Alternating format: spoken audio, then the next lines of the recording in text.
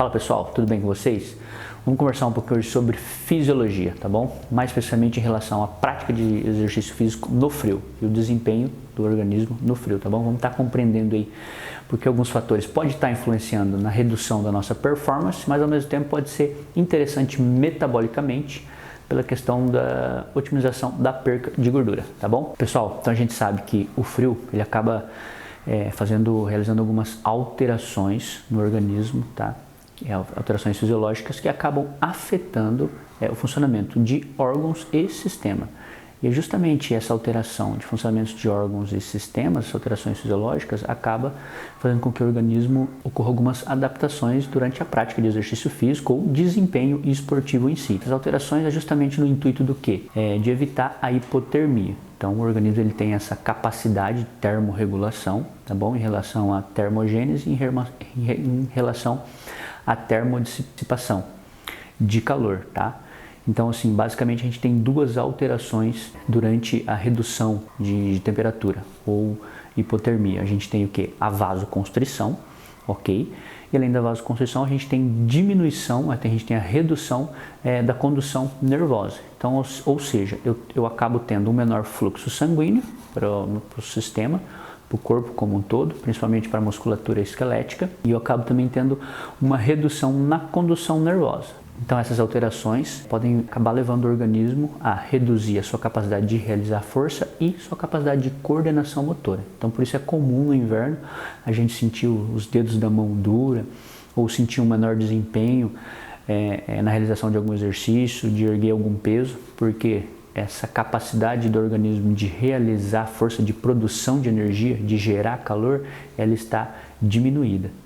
Então por isso que é tão importante a gente estar aquecendo previamente, tá? Antes de começar a realizar o exercício físico, que a gente reduz justamente essa questão aí dos efeitos deletérios, né, em relação à redução da temperatura frente ao organismo. Além dessas alterações aí, então, em relação à vasoconstrição e de condução nervosa, eu tenho outras alterações também que acabam afetando tanto o sistema nervoso central ou o sistema nervoso simpático também e nosso sistema nervoso hormonal.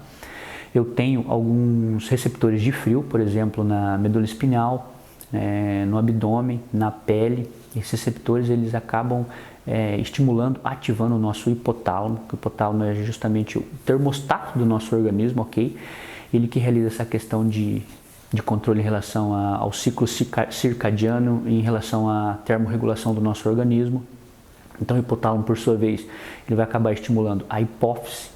A hipófise, por sua vez, vai estimular a liberação de T3 e T4 pela tireoide, que vai fazer, essa liberação ocorre justamente para fazer a regulação do metabolismo. Além disso, o hipotálamo também acaba estimulando o nosso córtex motor, tá bom?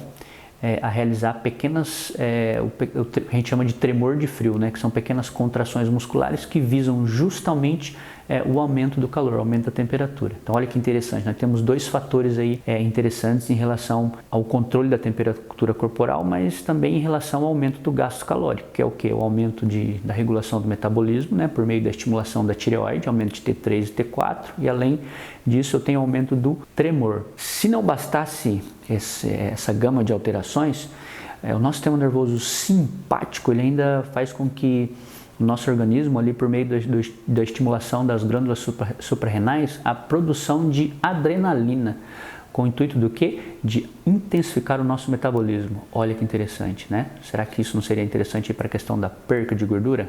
Claro que sim.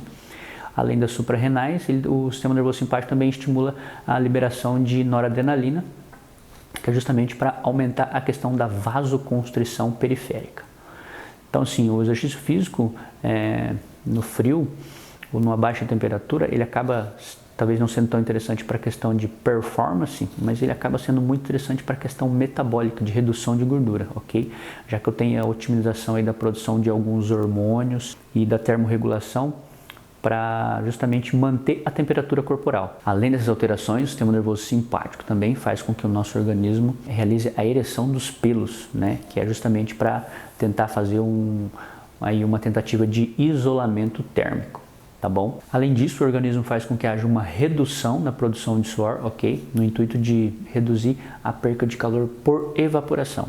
O organismo também acaba fazendo com que a gente se encolha, né, para que a gente diminua a área de contato com o ambiente, né, um ambiente gelado no qual a gente vai estar exposto. Então são muitas alterações fisiológicas aí que acabam ocorrendo no organismo no intuito justamente de manter a temperatura corporal adequada, a questão da termorregulação, evitando uma possível hipotermia, ok? Mas como vocês puderam observar, essas alterações acabam sendo benéficas na questão metabólica. Então, praticar atividade física em baixas temperaturas se torna muito interessante, desde que você tenha com uma boa alimentação aí, já que a própria redução da temperatura corporal acaba fazendo com que o organismo exija um aporte calórico muito maior. Então, se você não der esse aporte calórico de comidas calóricas para o organismo, acaba se tornando super interessante você estar realizando aí a prática de exercício no inverno. Beleza? Se gostou do vídeo, dá um like, se inscreve no canal e até o próximo vídeo. Abraço!